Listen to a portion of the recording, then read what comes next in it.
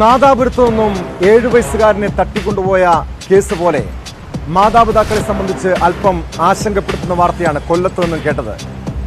കൊല്ലത്ത് 16-കാരിയെ വീട്ടിൽ നിന്നും തട്ടിക്കൊണ്ടുപോയി പീഡിപ്പിച്ചതായി പരാതി. കേസിൽ യുവാവിനെ ചടയമംഗലം പോലീസ് അറസ്റ്റ് ചെയ്തിട്ടുണ്ട്. ഏതാനും ദിവസങ്ങൾക്ക് മുൻപാണ് തൊടുപുഴയിൽ നിന്നും 15-കാരിയെ ഇതര സംസ്ഥാന തൊഴിലാളിയായ യുവാവ് തട്ടിക്കൊണ്ടുപോയത്.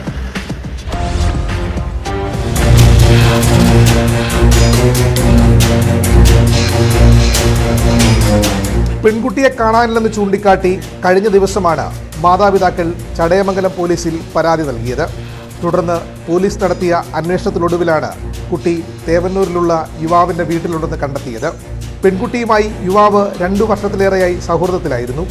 ഇരുവരെയും പോലീസ് സ്റ്റേഷനിൽ എത്തിച്ച ശേഷം പെൺകുട്ടിയുടെ മൊഴി രേഖപ്പെടുത്തി.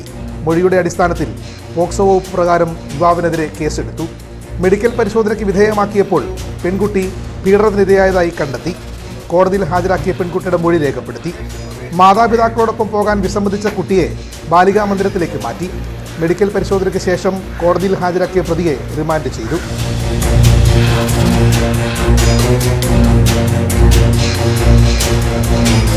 ന്യൂസ് 18 കൊല്ലം.